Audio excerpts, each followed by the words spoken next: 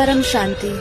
एक बहुत ही सुंदर विचार। मैं भीतर गया, मैं भी तर गया। ये जो वाक्य है ये बहुत ही महत्वपूर्ण और गहरा है। इसी में आत्मविमर्श, आत्मचिंतन और आत्मज्ञान की प्रक्रिया को ये दर्शाता है। ये हर एक व्यक्ति को अपने आप को एक बेहतर ढंग से समझने का और साथ ही साथ एक अपने जीवन को अर्थपूर्ण बनाने का एक प्रयास है। हर एक व्यक्ति को आज समझना चाहिए कि उसका जीवन कहाँ जा रहा है, क्योंकि बाहर जो दुनिया है, बाहर का जो प्रपंच है, उसमें उसको कभी भी स्थायी सुख नहीं मिलता।